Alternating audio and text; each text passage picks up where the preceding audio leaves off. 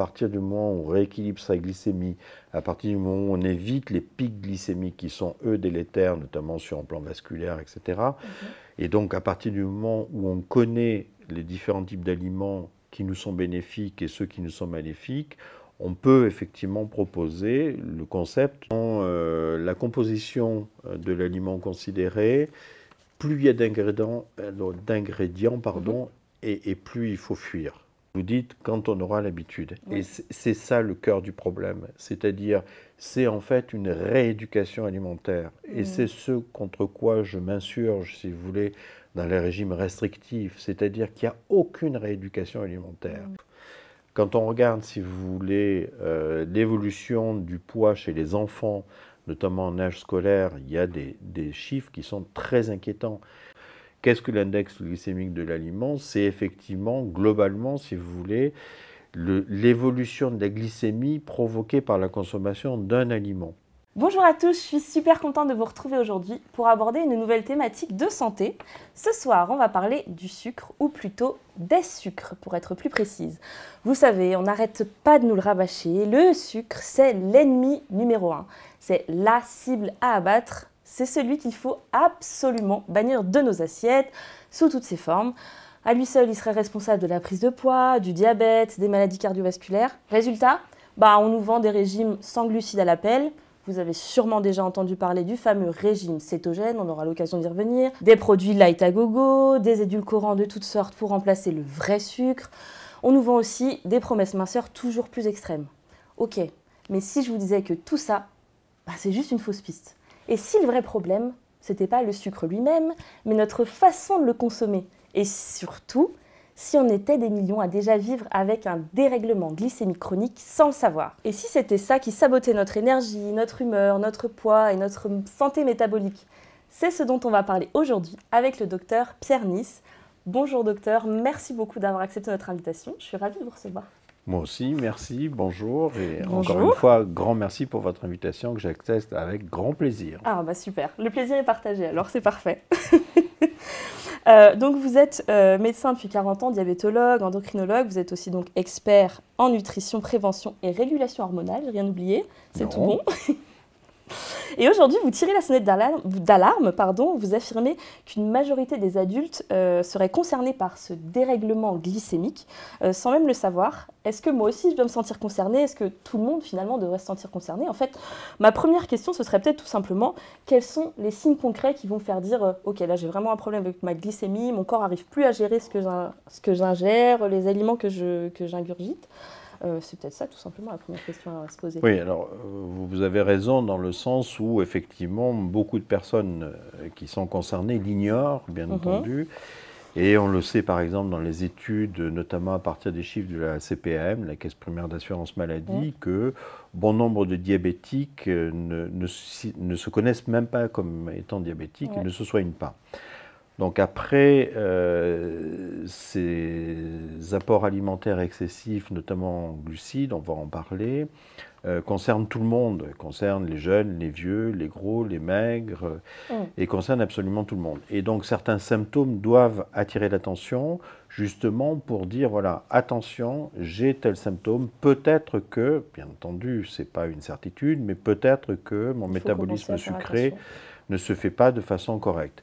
Alors on peut citer les troubles du sommeil, les troubles dermatologiques, et ça c'est vraiment un point d'appel relativement fréquent, l'acné, l'eczéma, etc.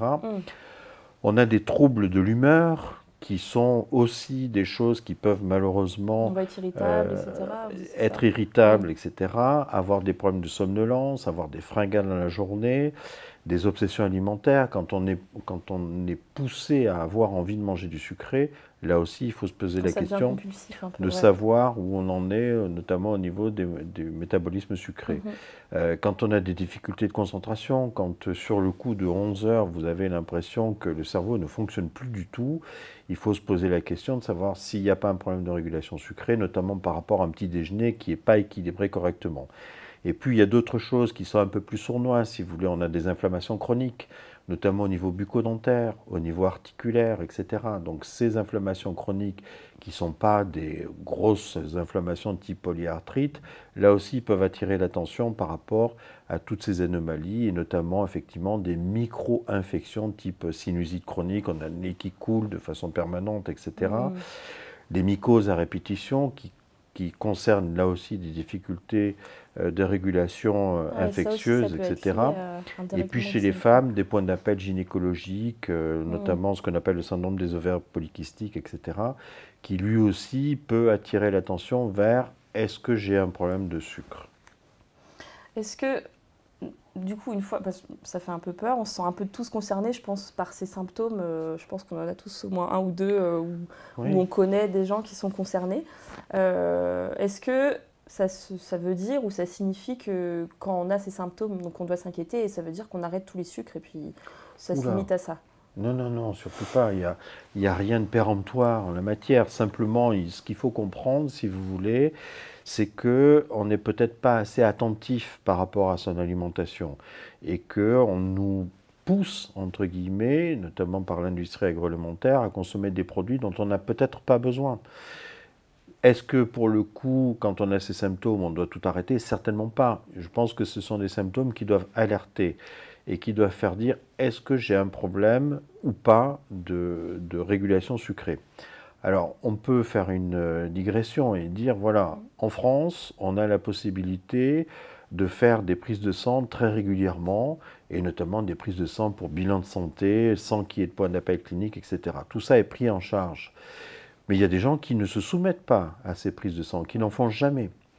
Même dans des circonstances où effectivement on va avoir quand même des points d'appel très forts par rapport au métabolisme sucré. Et puis dans d'autres pays où les moyens financiers sont moins larges, on va dire, on ne fait aucune prise de sang, ou on ne les fait qu'à partir du moment où il y a des problèmes. Donc ces troubles-là doivent servir de point d'appel et dire, voilà, réfléchir à la façon que l'on a de s'alimenter. Est-ce que je mange bien? Est-ce que je ne mange pas bien? Est-ce que je suis à risque d'avoir des problèmes de régulation sucrée, en particulier si mes parents sont diabétiques, etc. Ou est-ce que je ne suis pas à risque d'avoir des problèmes de régulation sucrée? Mais pourquoi le sucre? Parce que vous dites qu'il ne faut pas le supprimer, au contraire. Pourquoi il a été si diabolisé, ce sucre? Il y a des problèmes de mode, si vous voulez, dans la diététique comme dans le reste. Il y a des problèmes de mode, c'est-à-dire qu'à un moment, on nous a dit, voilà, le sucre, c'est épouvantable. Et donc, on a proposé des régimes d'exclusion totale des glucides. Vous avez cité le régime cétogène, mais aussi, bien plus ancien, on peut parler du régime Atkins, qui effectivement était un régime aussi où on avait dit, voilà, on supprime tous les sucres. On partait du principe, si vous voulez, que supprimer les sucres obligerait l'organisme à brûler des graisses. Sauf que, oui, dans un premier temps, on va brûler des graisses, mais la reconstitution des réserves va se faire de façon beaucoup plus importante. Et surtout, malheureusement, on sait que supprimer les glucides en totalité, ou en tout cas pas en totalité parce que c'est assez difficile, mais en tout cas réduire très fortement les apports en glucides va augmenter les apports en lipides et entraîner d'autres types de problèmes, notamment sur un plan digestif avec des cancers du côlon, etc. Donc ce sont des phénomènes de mode. Après, il y a eu le balancier inverse, c'est-à-dire qu'on a dit, voilà, les glucides n'y sont pour rien, donc ce sont les graisses qu'il faut supprimer et arrêter toutes les graisses, quelles qu'elles soient. Et là, c'est pareil, encore une fois, quand on est dans l'excès, on est dans le mauvais. C'est pas le bon chemin.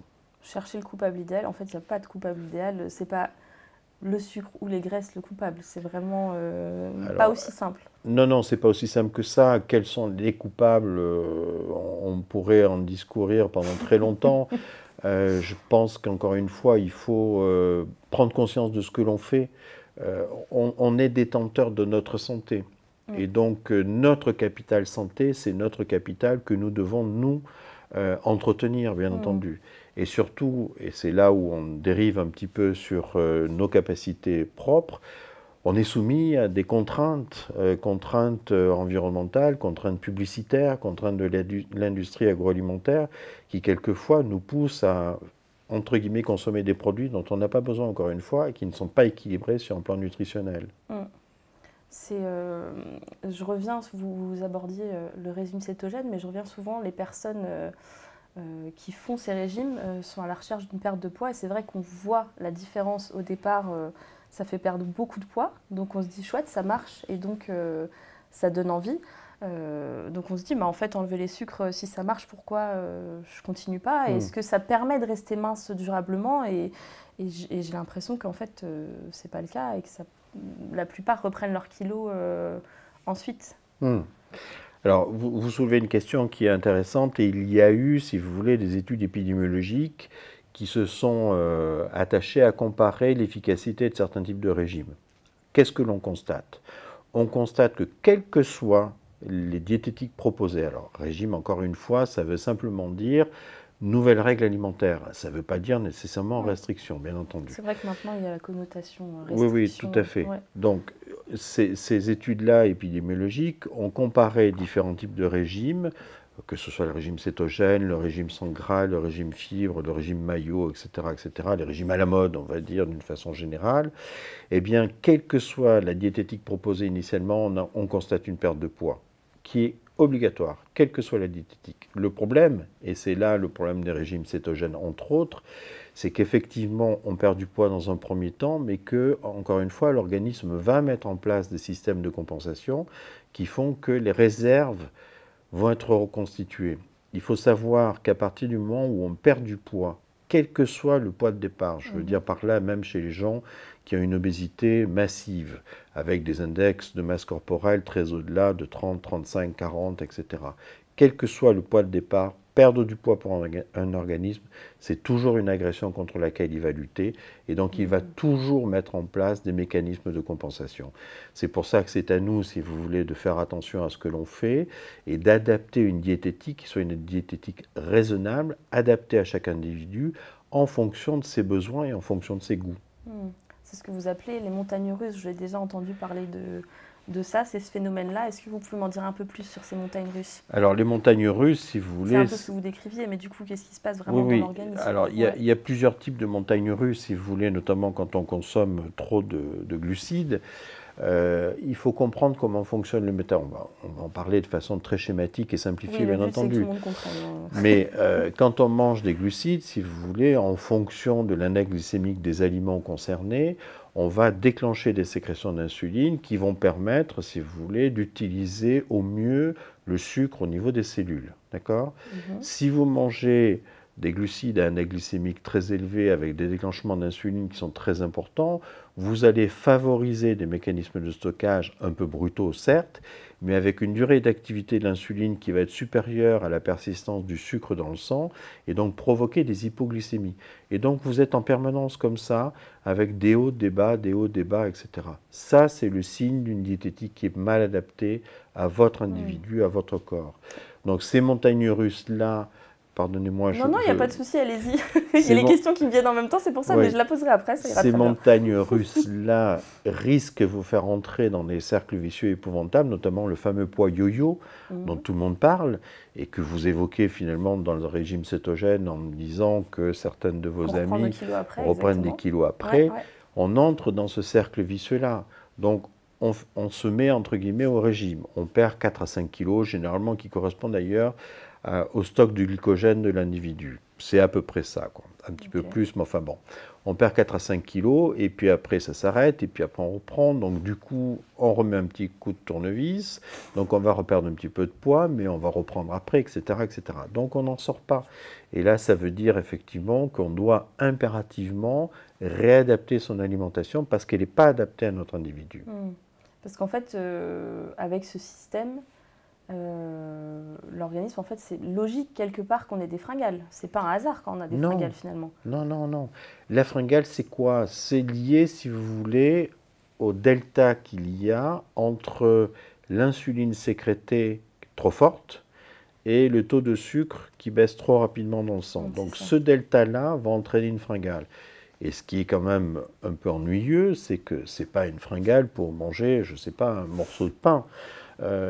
Complet, ce qui serait pas trop mal. Mais généralement, c'est effectivement des fringales de glucose à index glycémique élevé. Pourquoi? Parce que la fringale, elle est à la fois liée à des, comment on pourrait dire, manque de nutriments au niveau cérébral.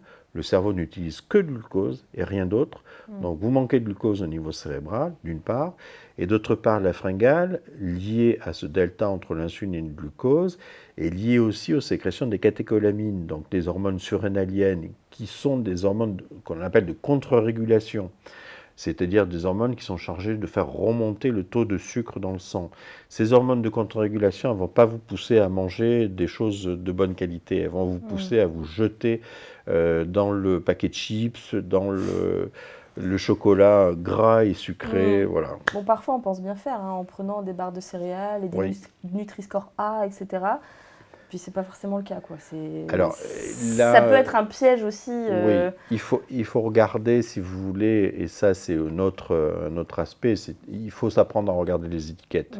Et dans certaines barres de céréales, quand vous regardez la composition des produits, si vous voulez, alors la liste correspond à l'ingrédient le premier qui est le plus important en quantité. Certaines barres de céréales ont comme premier ingrédient du sirop de glucose pour une barre de céréales. Où sont mes céréales? Ça veut dire effectivement que cette barre de céréales-là, alors que vous pensez, vous, bien faire, malheureusement, elle n'est pas du tout adaptée à vos besoins. Donc ça à éviter. C'est vrai que des fois, c'est un peu incontrôlable, mais c'est un mécanisme physiologique, c'est pas du tout un hasard d'avoir ces envies-là. Non, c'est pas un hasard, mais encore une fois, à partir du moment où il y a des fringales, c'est que la diététique n'est pas adaptée. Il faut apprendre à écouter son corps. C'est ça. Une fois qu'on a compris ça, comment fonctionne le corps, comment ces mécanismes se mettent en place, est-ce que ça veut dire qu'il faut absolument adopter un régime strict, régime pas dans le sens frustration, mais voilà, est-ce qu'il faut être strict tout de suite et réagir? Alors, à partir du moment où on est strict, on risque, en tout cas, engendrer des frustrations. Mais ça, c'est jamais bon, bien entendu. Ça, j'aime bien. Non, mais c'est vrai. Enfin, je veux dire, à moins d'être ascétique, il est extrêmement difficile, pour ne pas dire impossible, de s'imposer une diététique restrictive ou calibrée de façon permanente, sans aucun écart. C'est pas possible. Simplement, ce qu'il faut savoir, c'est que l'organisme travaille, si vous voulez, en apprentissage par rapport au modèle que l'on a, aux modèles que l'on a acquis, qui sont enregistrés au niveau cérébral, etc. Et puis travaille, si vous voulez, sur la longueur. C'est-à-dire que si vous avez des écarts de temps en temps, qu'est-ce que ça peut faire à partir du moment où vous les compensez? Le danger, c'est les écarts répétitifs. C'est quand ça devient un peu chronique. Mais le corps sait compenser quelques écarts, il ne faut juste pas abuser. Bien sûr. Si vous voulez, alors sans rentrer dans les détails compliqués, mais à partir du moment où vous avez des écarts, la partie oxydative, c'est-à-dire que ce que l'organisme va brûler tout de suite, va augmenter. Et donc, vous n'allez pas stocker en linéaire par rapport à l'écart que vous avez eu. Donc, il y a un mécanisme de compensation. À vous, après, si vous voulez, de surcompenser cet écart-là par une diététique un peu plus restrictive, un peu plus calibrée dans les jours qui suivent, voire les jours précédents, si vous savez que vous allez avoir un écart. Donc, simplement, je mets des guillemets, parce que ce n'est pas si simple que ça, et il y a quand même des vraies choses à mettre en place pour rééquilibrer la glycémie de façon un peu sérieuse, mais ça veut dire qu'en rééquilibrant sa glycémie, on peut espérer garder la ligne et revenir à son poids de forme sans être dans un régime drastique et changer complètement toute sa vision de l'alimentation, quoi. Oui, c'est et sans être frustré. C'est le but, et vous avez entièrement raison. À partir du moment où on rééquilibre sa glycémie, à partir du moment où on évite les pics glycémiques qui sont, eux, délétères, notamment sur un plan vasculaire, etc. Et donc, à partir du moment où on connaît les différents types d'aliments qui nous sont bénéfiques et ceux qui nous sont maléfiques, on peut effectivement proposer le concept de dire, voilà, si on calibre ça, si on lisse ou qu'on normalise sa glycémie de façon régulière, pour ne pas dire permanente, parce qu'elle ne sera jamais complètement régularisée, oui, on évite tous les symptômes que l'on a évoqués tout à l'heure, et on est à peu près certain de régulariser son métabolisme, surtout si on associe cette diététique à une activité physique régulière. Parce que c'est ça, c'est un couple, si vous voulez. D'un côté, vous apportez l'énergie qui correspond à vos besoins physiques, et de l'autre, vous allez avoir, avec une activité physique adaptée elle aussi, quelque chose qui vous permet de brûler et donc de parfaitement équilibrer votre métabolisme. Est-ce qu'on est d'accord quand on parle un peu de régime Est-ce que c'est vraiment utile de compter toutes ces calories, de peser toutes ces portions et de peser tous ces repas pour faire attention et savoir ce qu'on met dans l'assiette et ce qu'on mange? Je vous conseille d'acheter une balance de ménage tout de suite et de peser tout et de vous arracher les cheveux. Quelle horreur, je vais arrêter de manger, c'est pas possible. De vous arracher les cheveux. Non, surtout, il faut pas compter ses calories, si vous voulez. Il faut avoir une notion de ce que l'on mange. C'est pas une notion à bannir complètement, les calories. Non, mais non, voilà. on peut pas la bannir complètement parce mais il que ne faut pas tomber dans l'extrême non plus. On a des besoins, si vous voulez, énergétiques que l'on est obligé quelque part de calculer à partir des calories que l'on consomme. Alors pourquoi on ne doit pas connaître les calories de façon parfaite? Parce que le devenir des calories dans l'organisme après qu'on les ait mangées n'est pas le même en fonction des glucides, des lipides, donc les sucres, les graisses, des protéines, qui ne servent pas à la même chose, qui n'ont pas le même objectif, si vous voulez. Les deux premières ont un objectif énergétique, les troisièmes ont un objectif plastique pour maintenir les muscles en bon état, par exemple. Et donc, ces devenirs n'étant pas les mêmes, on ne peut pas comparer des calories glucidiques, lipidiques ou protidiques parce qu'elles ne vont pas devenir la même chose. Et si on parle de l'alcool, dont les calories sont encore différentes dans leur devenir puisqu'il y a un métabolisme hépatique obligatoire, le devenir n'est pas le même. Mais on est obligé d'avoir un référentiel. Encore une fois, on ne peut pas dire, voilà, je mange très peu, je mange beaucoup, ça veut dire quoi? Rien. C'est ça. D'autant plus effectivement que les rations dont on a besoin sont connues aujourd'hui depuis longtemps et malheureusement pas toujours appliquées. On sait que dans une alimentation correcte, si vous voulez, les besoins, c'est environ 50% de glucides. La moitié de nos apports énergétiques doivent être apportés par les sucres, les glucides, d'une façon générale. Donc on a bien besoin de savoir qu'est-ce qu'on mange comme calories à peu près pour savoir ce que représentent les fameux 50%. Oui, donc d'avoir une base un peu générale pour avoir une notion et puis s'en rendre compte. Et puis après, une fois que les habitudes ont changé, mais avoir la notion, quoi. Oui, quand j'ai pas à tout compter, moi ça me va. Oui, mais vous parlez d'une chose qui me fait penser à un élément très important, l'habitude. Vous dites quand on aura l'habitude. Et c'est ça le cœur du problème. C'est-à-dire, c'est en fait une rééducation alimentaire. Et c'est ce contre quoi je m'insurge, si vous voulez, dans les régimes restrictifs. C'est-à-dire qu'il n'y a aucune rééducation alimentaire. Dans les régimes restrictifs, encore une fois, on va vous dire, voilà, supprimez telle catégorie d'aliments. Où est la rééducation alimentaire? Où est-ce qu'on apprend à ce que sont les bons apports énergétiques, les bonnes calories, puisqu'on peut parler des calories là aussi, ou les mauvaises calories? Voilà, c'est ça tout le problème. Alors que ce que l'on doit proposer, c'est de dire, voilà, qui êtes-vous? Qu'est-ce que votre organisme fait? De quoi a-t-il besoin pour être en très bonne santé et éviter tous les symptômes dont on a parlé tout à l'heure? Et c'est ça la base, c'est-à-dire apprendre aux gens directement concernés d'où viennent les calories, quels sont les aliments bénéfiques, quels sont les aliments maléfiques. C'est la rééducation. Et donc, une fois qu'on a établi cette rééducation-là, on prend l'habitude, et c'est là où on a gagné. On a pris l'habitude de manger correctement. Une fois qu'on a compris, après c'est plus facile de changer et l'habitude se met en place plus facilement. Bien sûr. D'accord. Comme on parle de régime, etc., est-ce que, comme c'est pas lui le responsable, comment ça se fait qu'il y ait autant de personnes en surpoids? On nous dit que souvent c'est un fléau de civilisation, qu'il y a autant de personnes en prédiabète, atteintes de diabète de type 2, parce que pour moi le diabète égale trop de sucre. Donc, comment ça se fait qu'il y ait cette épidémie, si on peut qualifier ça d'épidémie? Alors, votre remarque est à la fois juste et fausse. Donc, il faut nuancer le propos comme d'habitude. Il y a glucides et glucides, bien entendu. Il y a des glucides que l'on voit, ceux auxquels on pense, les bonbons, les sodas, les sucreries, etc. Est-ce qu'on a besoin de manger un dessert sucré à la fin de chaque repas? Probablement pas. Donc après, si vous voulez, il y a d'autres types de glucides dont les réactions métaboliques dans l'organisme ne sont pas du tout de même nature. Par contre, pour revenir sur votre remarque, les glucides, sont responsables dans le contexte plus global de la malbouffe. Quand on regarde, si vous voulez, l'évolution du poids chez les enfants, notamment en âge scolaire, il y a des chiffres qui sont très inquiétants. Et le dénominateur commun de tout ça, c'est d'une part la malbouffe, c'est-à-dire la consommation de produits avec des indices glycémiques très élevés, des sucres qui sont effectivement visibles ou parfois cachés malheureusement, et auxquels on ne pense pas. Je pense au soda par exemple, on aura l'occasion certainement d'en reparler.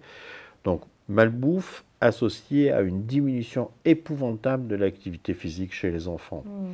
Et ce qu'il faut savoir, c'est que malheureusement, lorsqu'un enfant à qui on doit, j'allais dire, apporter une information non restrictive, mais là aussi faire une éducation, ce que l'on sait chez les enfants, c'est qu'à partir du moment où ils ont une prise de poids qui est trop importante, on a un risque très important que le retour en arrière à une situation strictement normale soit très difficile à obtenir.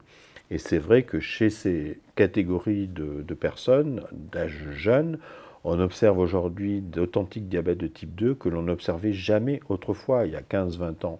Et ça, c'est vraiment la malbouffe. Vous disiez même qu'on pouvait être en diabète ou pré-diabète sans le savoir. C'est pas forcément lié aux gens qui se goinfrent, si je puis dire, de sucre ou de pâtisserie. En fait, ça peut concerner aussi des gens qui se nourrissent mal, mais pas forcément des gens qui mangent trop de sucre. Oui, oui, tout à fait. Non, mais il y a plein de gens qui se nourrissent mal, bien entendu. Le diabète ou pré-diabète, surtout au début, n'entraîne aucun symptôme. On peut se sentir un peu plus fatigué, un peu plus de troubles de l'attention, une envie d'uriner un peu plus fréquente, etc. Mais on est déjà, si vous voulez, sur des niveaux de glycémie qui sont un peu plus importants. La seule solution pour savoir si on est en situation de prédiabète, c'est effectivement mesurer sa glycémie au laboratoire, faire une prise de sang toute simple et toute bête. Il y a plein de gens qui mangent mal, bien entendu, et qui, encore une fois, n'ont pas de troubles. Tout dépend là aussi de l'âge et de la génétique. Le contexte génétique est très important. Si vous avez des parents qui sont eux-mêmes avec des problèmes de poids, des problèmes métaboliques, des problèmes de diabète, soyez beaucoup plus prudents que si vous n'avez pas de parents qui sont dans ce contexte-là. Après, au niveau diététique, si vous voulez, là aussi, il y a des contraintes dans la vie professionnelle qui font que on va avoir des difficultés, entre guillemets, pour observer un rythme alimentaire qui corresponde, entre guillemets, à la physiologie correcte. Parce que ça, c'est important aussi, le rythme. Bien sûr, c'est un peu compliqué. Donc il faut gérer les choses en fonction de ces contextes-là, personnels, professionnels, familiaux, etc. etc. Mais c'est plus lié, finalement, si je comprends bien, à un dérèglement glycémique qu'à vraiment le fait d'être un bec sucré. Évidemment, ça aide pas, mais c'est vraiment un ensemble de choses et c'est pas lié forcément. On peut très bien être un bec salé et être concerné par le problème. Et un glucose instable peut vraiment concerner tout le monde. Et c'est pas simplement, je dis simplement parce que les symptômes qu'on a évoqués en introduction étaient déjà très gênants, mais ça peut aussi induire des maladies qui sont bien plus graves et qui vont au-delà de ces symptômes et qui peuvent vraiment être dramatiques. Oui, non, mais bien entendu, c'est vrai que, encore une fois, les troubles de la régulation sucrée peuvent être liés à un bec sucré, vous en avez parlé, mais il y a d'autres nutriments qui posent des problèmes.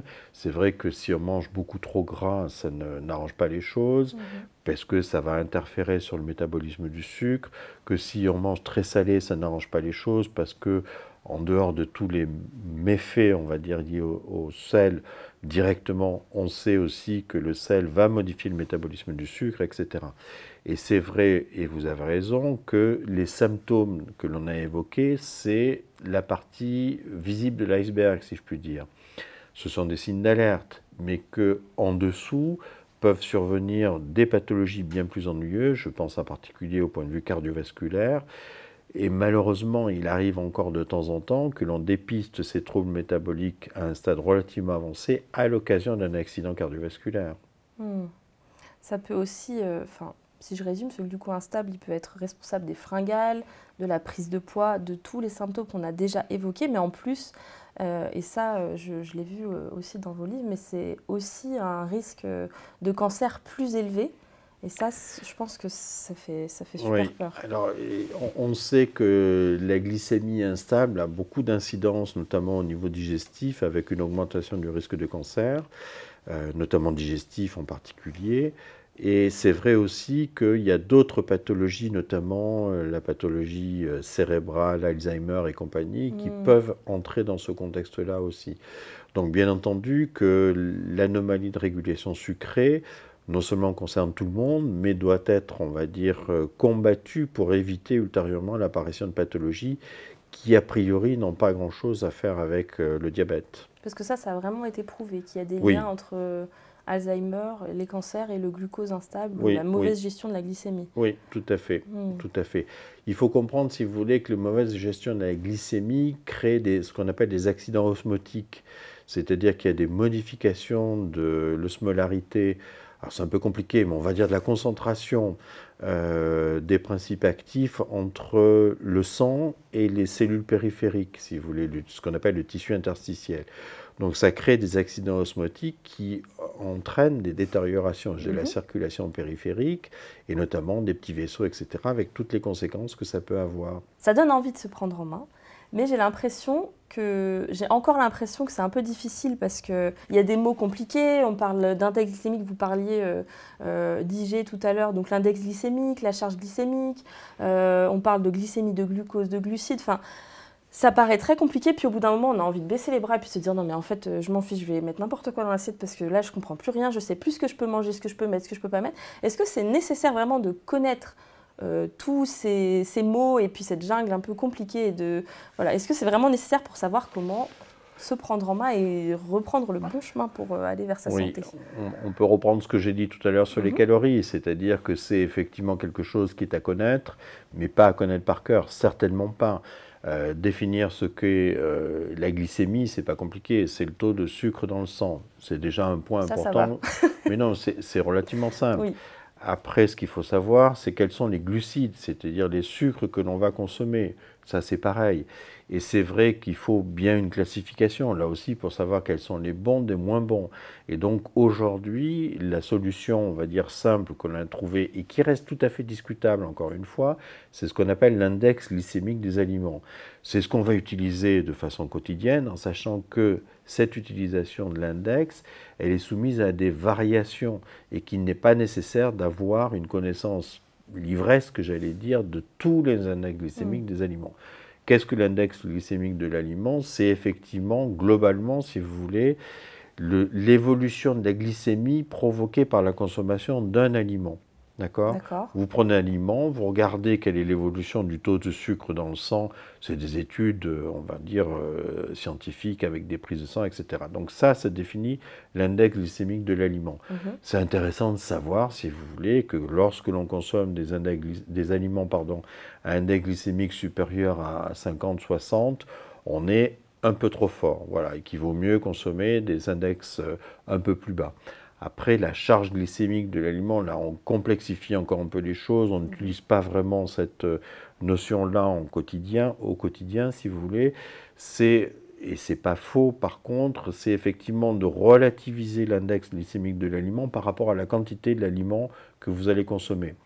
Je prends un exemple. Si vous prenez des carottes qui vont avoir un index glycémique, on va dire aux environs de 50 ou 60, est-ce que vous allez manger 1 kg de carottes ou est-ce que vous allez manger 150 grammes de carottes? Et bien entendu, les réactions glycémiques provoquées par ce 1 kg ou par ces 100 grammes vont pas du tout être les mêmes. Et c'est ça que l'on appelle la charge glycémique, c'est-à-dire finalement qu'est-ce qui va provoquer en fonction de la portion de l'aliment que vous allez consommer.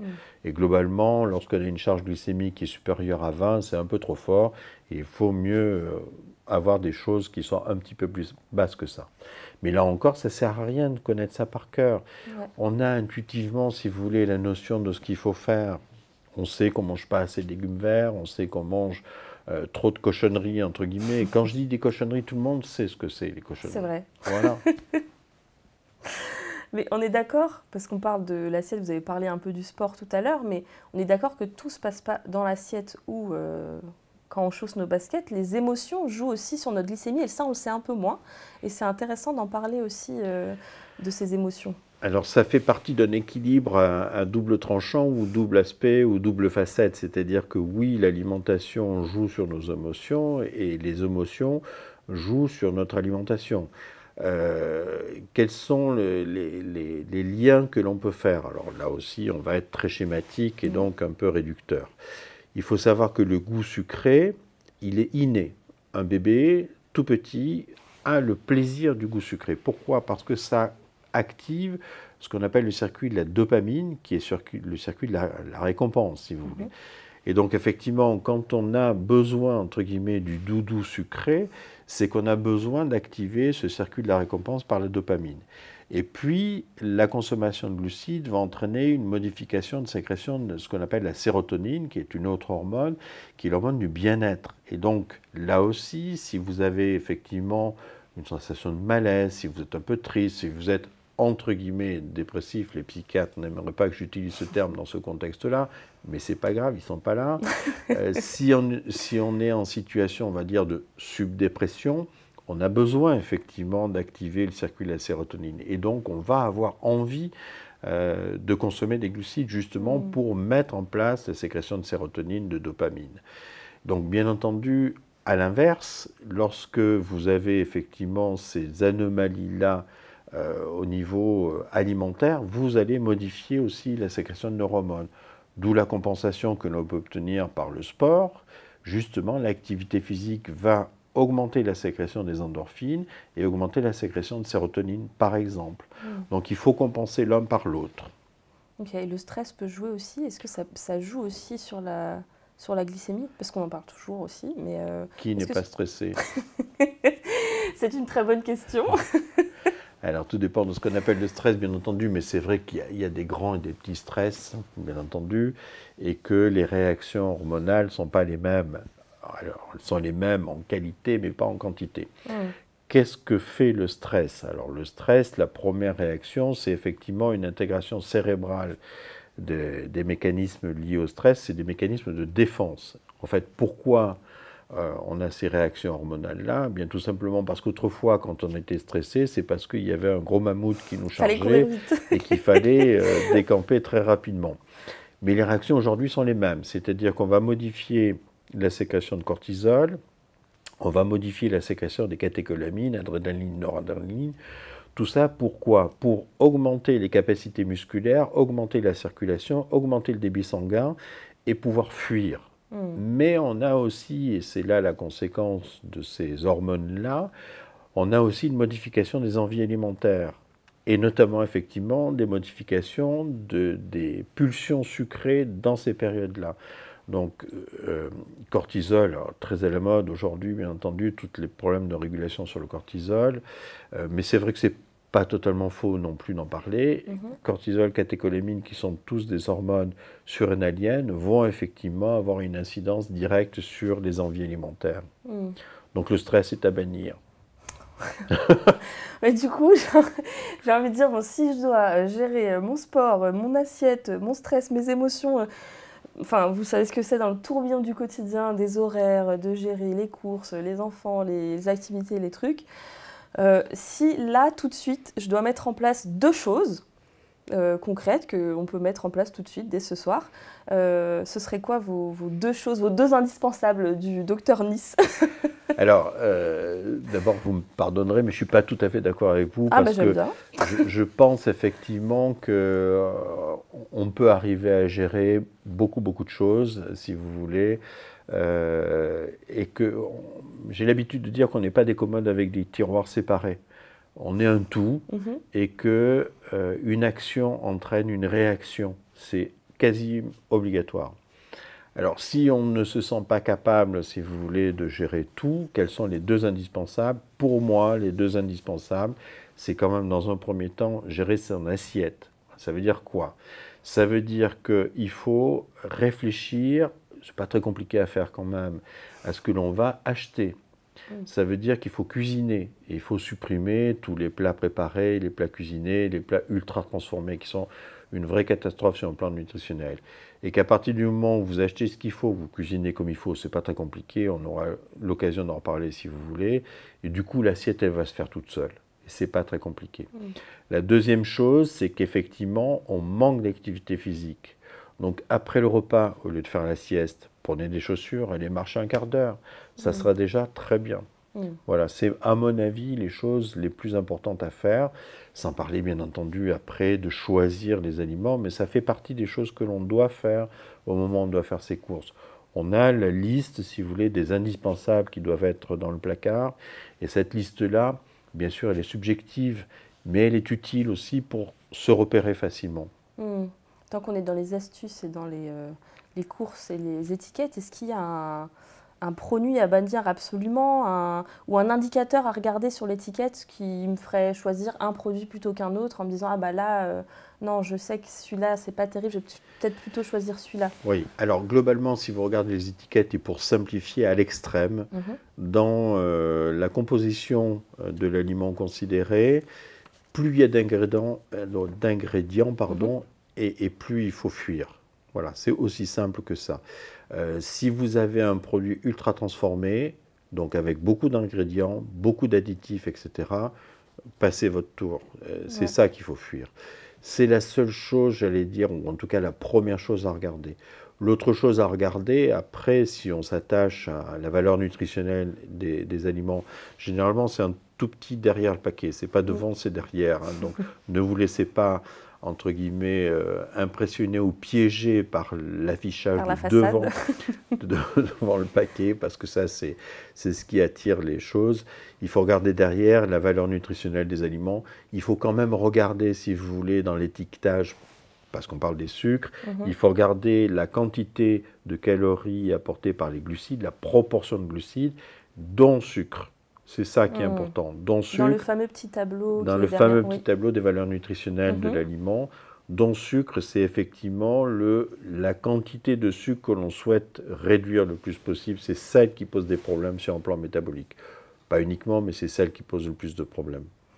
Ça me paraît plutôt raisonnable à mettre en place. Mais est-ce que pour les personnes qui parfois, bon moi la première, hein, qui ont l'impression un peu d'être découragées puis d'avoir tout essayé et du jour non mais j'en ai un peu marre, est-ce que vous me garantissez quelque part que vraiment c'est efficace et que ça change vraiment les choses, tous ces conseils? Alors quels sont vos objectifs, j'allais dire?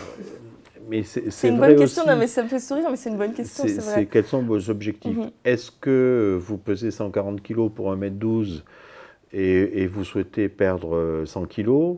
Là, je vous dis tout de suite, non, vous n'y arriverez pas, bien entendu. Est-ce qu'au contraire, vous avez, on va dire, un léger surpoids, mais vous ne vous sentez pas bien, vous sentez que dans la journée, vous avez des coups de mou, etc. Là, on peut faire quelque chose, bien entendu. Si vous avez un poids un peu trop important, en rééquilibrant l'alimentation, même si effectivement vous avez déjà tout essayé, vous arriverez à faire quelque chose. Mais là, encore une fois, on est toujours en discorde, si vous voulez, avec les patients qui demandent des résultats immédiats et rapides, et les médecins qui, d'un autre côté, savent pertinemment que plus c'est rapide, moins c'est stable. Ouais. Il ne faut pas brusquer l'organisme. Donc si on part du principe que vous avez tout essayé, vous n'y arrivez pas, etc., adoptez une hygiène de vie encore une fois qui passe par une alimentation de meilleure qualité, une activité physique adaptée à vos capacités, eh bien en adoptant une hygiène de vie correcte, vous verrez des résultats, c'est sûr et certain, et relativement rapides. Donc si je résume, en reprenant le contrôle sur notre glycémie, on se protège à la fois de la prise de poids, des fringales, on peut garder ou retrouver notre poids de forme durablement, mais on peut aussi se protéger éventuellement de maladies très graves, voire mortelles, et on préserve notre mémoire. Oui, non. Tout ça.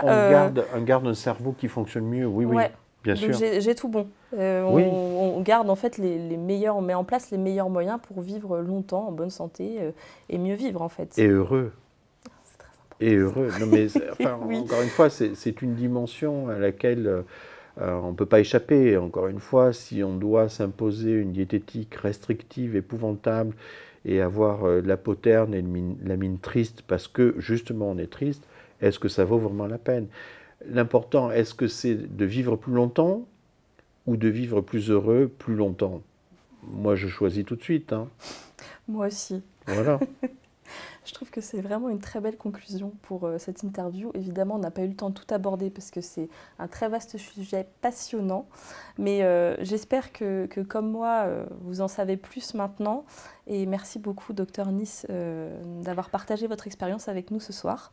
Merci. Un petit mot pour dire effectivement et souligner que vous avez entièrement raison. Dans une interview, même si elle est longue, on ne peut pas résumer tout ce que l'on sait aujourd'hui sur les bienfaits d'une alimentation de bonne qualité avec tous les éléments positifs que vous avez cités. Et moi, j'insiste beaucoup sur le bien-être parce que ça fait partie de nos objectifs, en tout cas que l'on devrait chercher à atteindre, c'est le bien-être. Je ne suis pas certain, si vous voulez, que les enfants aujourd'hui, dont le poids moyen a beaucoup évolué en 15-20 ans, je ne suis pas certain que les enfants qui sont obèses, prédiabétiques et extrêmement sédentaires avec le nez vissé sur leur écorne, je ne suis pas certain qu'ils soient très heureux. Et pourtant, c'est tellement important. Voilà. Merci beaucoup en tout cas. J'espère à bientôt. Merci.